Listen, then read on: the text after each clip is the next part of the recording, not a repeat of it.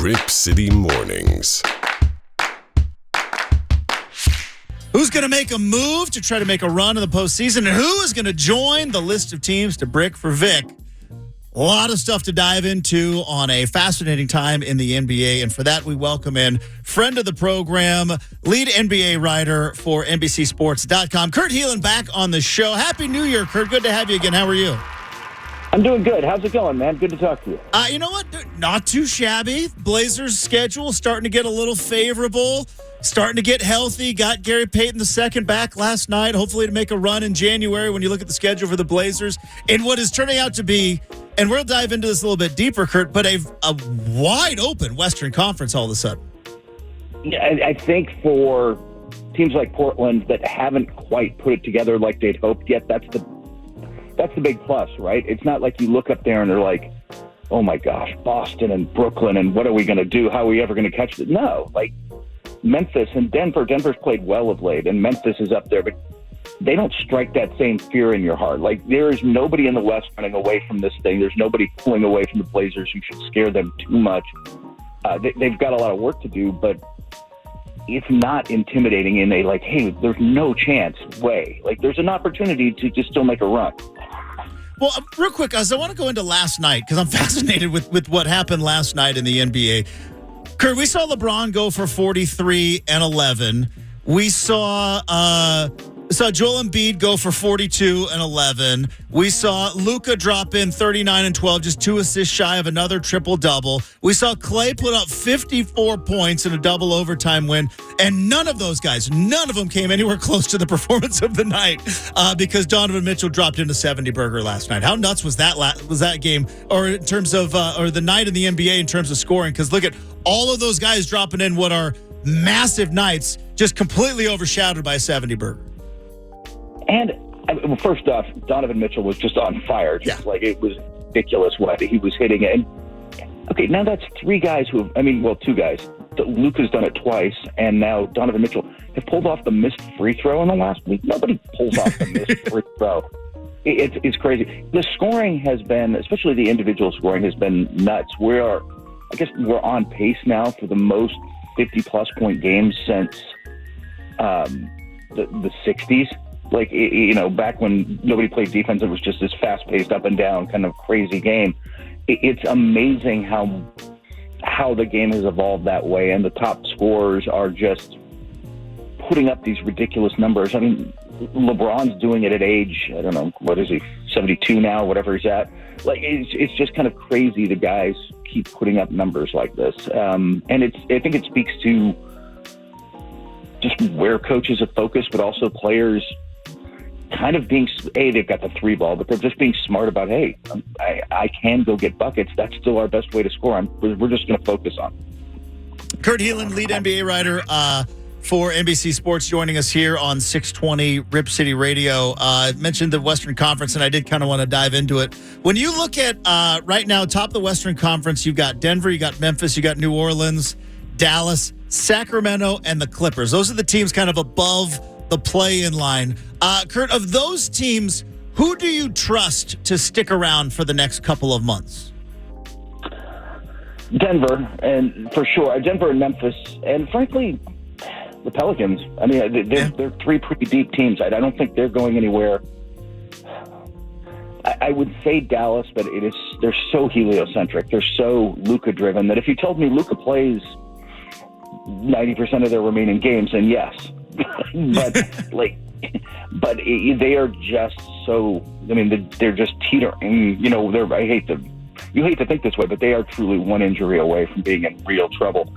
I'm not a huge believer in the Kings. I watched the Clippers last night, who, by the way, now might lose Paul George for a little bit with another injury, but I just don't think they're doing a really good job, and Ty Lue's doing a really good job. They're a deep team of keeping their head above water, but I just don't know that they're going to have the time or the ability to get there. And that's why I think if you're Portland or Golden State, who we know can put it together, or maybe Phoenix, who obviously has struggled this regular season but is capable, I feel like those teams got to look at the Clippers and the Kings and think, we can get past them. We could get into the realm where we don't have to play in the play-in.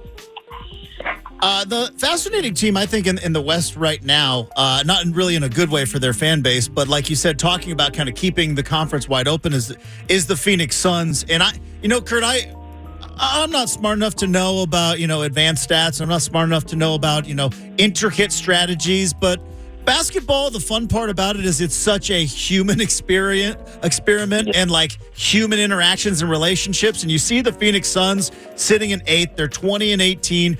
They never really kind of addressed the DeAndre Ayton thing at the end of last year. And you go back, it's like he wasn't talking to his coach. And I just wonder if there's maybe a little bit of carryover there with Phoenix on top of maybe some other issues. But just the fact that never really seemed to be addressed. And it's interesting that now Phoenix, a team that we could count on being the top of the Western Conference, is sitting in 8th place right now. There's definitely internal issues, and funny, I was just working on something. There was more out of that last night with them, where DeAndre Ayton kind of called out the team's lack of fight, but frankly, DeAndre Ayton doesn't show a lot of fight some nights, so it's like they're kind of an issue. Obviously, they're missing Devin Booker right now, and they're not the same team without him, but also, look, they don't have Jay Crowder because they wanted to give the starting job to Cam Johnson, who's missed a bunch of time now with injuries, but they don't have a backup with Crowder out. And the other thing that just doesn't get talked about enough, and it's the long-term issue for them, Chris Paul's lost a step. Yeah. He's just not the same player this year. And his game ages fairly well because he's such a high IQ player, and his game was never about explosive athleticism, right? But he's not right. And if he's not right, suddenly their starters just aren't right. And a lot more falls on Booker. He's picked up the thing, but I don't think I think they can still win a fair amount of regular season games if they get healthy and get on a little run. But I don't think that they're a postseason threat. I don't put it this way. I don't think they're a postseason threat the way Denver or Memphis is right now. I don't trust that team. And the internal fighting doesn't help. Isn't that one of the things? I think I feel the same way about the Warriors when they've got, guys punching each other in the preseason. Exactly right. And nobody getting suspended at all and still able to show up and get their ring. And it's just like, we're just going to pretend that didn't happen, that everybody didn't just see that Draymond just knocked out his teammate, and we're just going to water under the bridge. Yeah, no big deal. Here's the other interesting thing, Kurt, because I mentioned kind of the calendar's turning, and, we do a daily show, and we kind of react to the news of the day, and every once in a while we kind of lose big picture perspective. But I was thinking about it with this particular team I'm going to bring up in what we thought of them in the offseason and kind of where they are now, because we were all, and myself included, kind of applauding the Minnesota Timberwolves. Hey, they have got a roster. They look like they're on the up. They went all in. They're going to try to win now. Don't worry about trying to build for the future. Put all your chips into the middle. Go get Rudy Gobert. And they're 17-21. What the heck happened to the Timberwolves? Yeah, you know what? I thought they would win a lot of I had questions about what the ceiling was for that team, like how good it could really be in the postseason, because Rudy Gobert has defensive issues in the postseason, and you put two bigs out there, and I'm like, yeah, man. They get up against the Warriors or the Clippers or some of these teams that can go small and space the floor, and they're in trouble. I don't like them, but they're going to win a lot of regular season games, and they are not. And it's the chemistry in that locker room is really bad. The buzz coming out of there is that this is not fitting well, and we kind of knew it might take a little while to fit. But D'Angelo Russell still pounds the ball a little too much. Gobert isn't the same player. He hasn't been the same player defensively. He's not getting the same blocks. He's not moving the same way, but he's also he's not finishing at the rim. Now Cat's been out, and when Towns is out, they really come apart on offense. It's just the whole thing.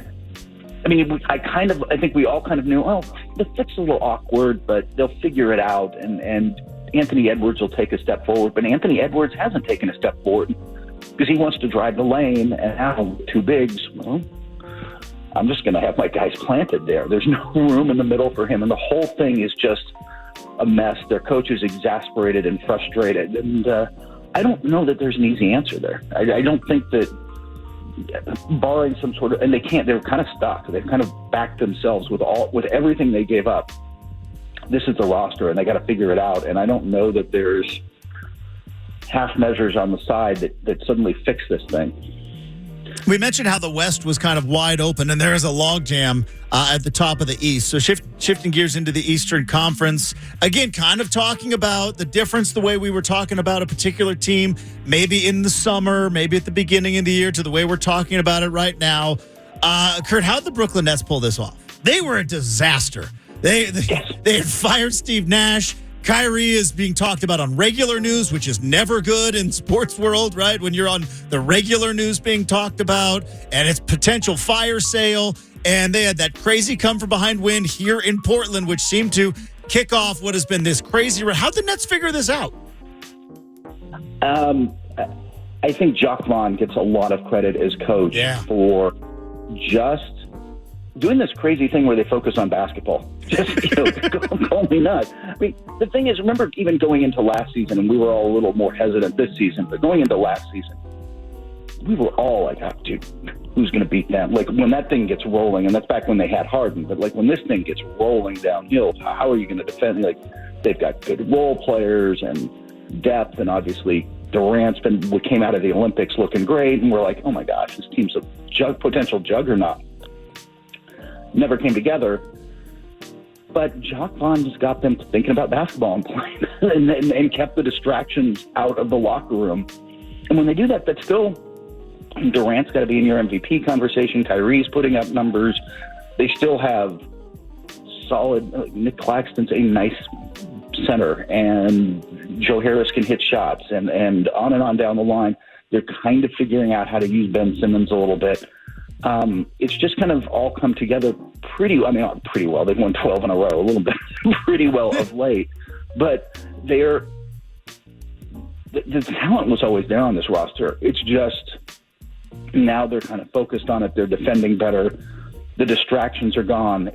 Although, Jason Clinton, between you and me, aren't we all kind of waiting for the other shoe? Yeah, 100%. There's no way this is going to stick around, right? There's some, especially with Kyrie, right? Because we've never seen it. Yep. We've never seen Kyrie kind of make it through a long bit of stretch where it's not like, oh, he's disgruntled, he's upset, something, obviously, you could go all the way back to the flat earth stuff, to the vaccine stuff, to the movie stuff, and it's always going to be something. And I'm with you. I'm just kind of hunkered down. Like, at some point, the other shoe's going to drop here. Right. Exactly. I'm waiting for the report that Kyrie Irving has gone AWOL and just, they don't know where he is. He'll be back in a few weeks, or something like that.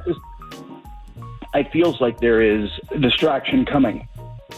But right now, when they're focused on basketball, and by the way, if they can get this version of the team to the playoffs, watch out. I mean, they are a problem.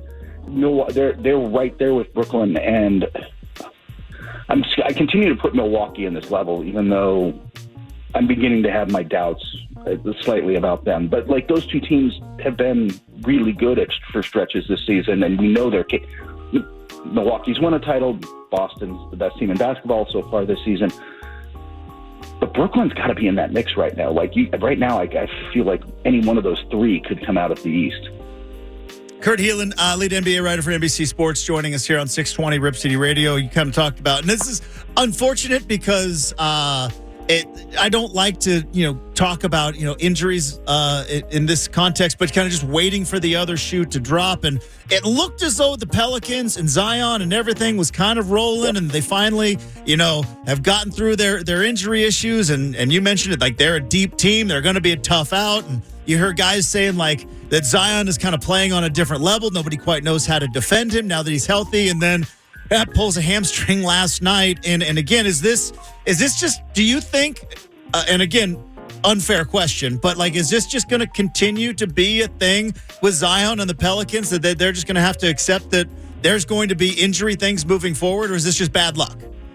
I think it's a little bit of both. I mean, the hamstring thing, there were a couple of, Paul George tweaked his hamstring, another team that just constantly is dealing with injuries this year. But I think that with Zion, I know how young he is, but don't you just kind of have to accept you're hoping to get 55 to 60 games and get him to the playoffs healthy already? Like, that's really the goal, is just get in there.